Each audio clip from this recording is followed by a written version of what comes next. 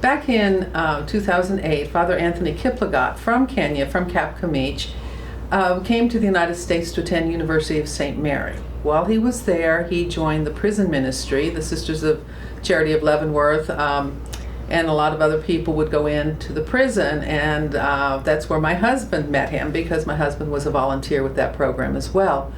And when my husband realized that Father Anthony didn't have a car, Dan started going up and picking up Father Anthony, taking him around Kansas City, taking him around Kansas, Missouri, and then they would end up at our house for dinner. And over dinner we would talk a lot about what he was doing and about his home village of Kapkamich and how he had helped start a girls' high school because the education of young women was not a priority at that time.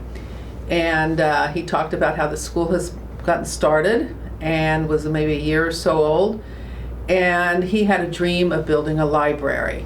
And so we asked, well, how much is that library going to cost? And he goes, 1.5 million. And in my mind, I'm going, oh, there's no way we can do that. And then he goes, Kenyan shillings. So I says, well, how much is that in US dollars? And he said about 15,000 US dollars. So I thought, well, you gather enough friends and family, you could raise $15,000 relatively easily.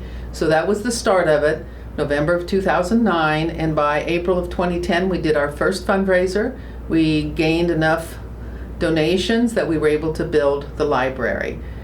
Then we realized, hey, you need books for a library, so we started a book drive and eventually shipped over a 40-foot container, half of which was books. The rest was filled with equipment, furniture, things on that order for the community. And there were enough books in that shipment that we also established a library for the primary school in Kapkamich. Well, after building the library, and in fact, if you look at my electronic filing system, the idea was we're building a library, and we thought that would be it. But then they needed a science lab. The girls were walking several kilometers to another school just to use the science lab. And so we did our next fundraiser, raised enough money to build a science lab. And then we realized, there's not a lot of power there, reliable power, I should say. And so we did a solar energy system. They did not have good lighting, so initially, until we got the solar energy system, we got them some lanterns they could use and study by at night. We helped them get water tanks. We helped them expand their dormitories and furnish the dormitories. Now, dormitories at that time were wood-framed, corrugated metal siding with the same sort of structure for their bathrooms, which are basically the hole in the ground, which many times you see over there in Africa. And same thing with their showers. And so that led to another project to build a more modern dormitory, but very primitive in our terms here. It's just one big room with a much better bathroom now. And so you have about 220 girls right now living in one big room with bunk bed next to bunk bed next to bunk bed lined up. And that was thanks to the Sisters of Charity of Leavenworth, who gave us a grant that allowed us to build that building. And then we began to realize the focus needed to be on scholarships, because there were a lot of young women. Even though the government paid part of it, the families had to pay part of it, there were still a lot of families that could not afford to send their daughters to school, so they would prioritize sending their sons to school, because if a girl gets married, she goes to the husband's family. And so the girl's family goes, why should we waste our money educating this girl when she's going to go over to that other family? And so it's kind of a process of changing that mindset. And the people in the community that helped start the school spent a lot of time in outreach to families, emphasizing the importance of the education of young women. We realized back in one of my visits, as we were coming into Kapkamich for the first time on that visit, I saw a couple of the young girls walking from Saram, a village about a mile or two away, and they were walking alongside the road. So I asked, well, why weren't those girls in school? Well, it ends up that the day before, that evening when they were going back to their dormitory, the old ones, that they had fallen because somebody had started chasing them, and they had fallen on the gravel road and injured themselves. And so they were taken to the clinic in this nearby village, Saram, because we had nothing there in Cap Camiche at that time. And so the next day they had to walk back to school.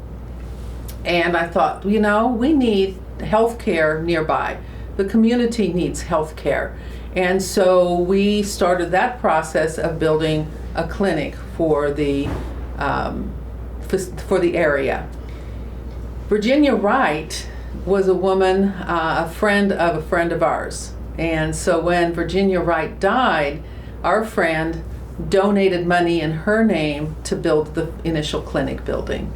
And subsequently, we've already had to expand, and the same woman then donated the money to build the ground level of what will eventually be a 3-story hospital. School is scholarships. It's important that the families get some sort of financial support through scholarships for their young women, because number one, it's difficult for them to even come up with the $250 that we normally pay in scholarships. That seems like very little here.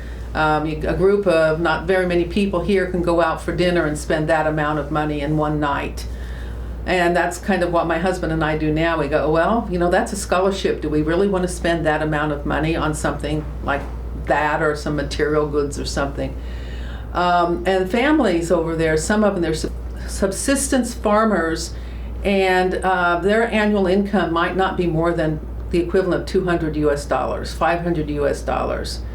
And so we decided it was time to do the scholarships, and that's what we want to expand on. We would like our model in Cap Camiche with regards to providing scholarships, supporting schools, to perhaps be repeated in other villages that are underserved with regards to educating young women, because the education of young women is really the future of the world, the future of that country and their communities.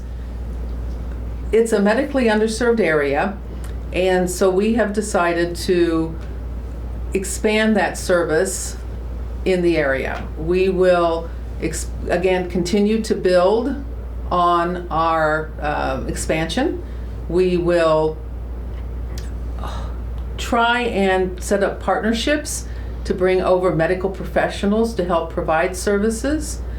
We currently have Lydia Kakeha here, who is a graduate student working on a master's in public administration with a healthcare focus, so that she can go back and serve the community as the administrator for the Virginia Wright Health Clinic. Back when I first visited Cap Camiche and saw St. Anne's School, they had a total of 4 classrooms, no science labs.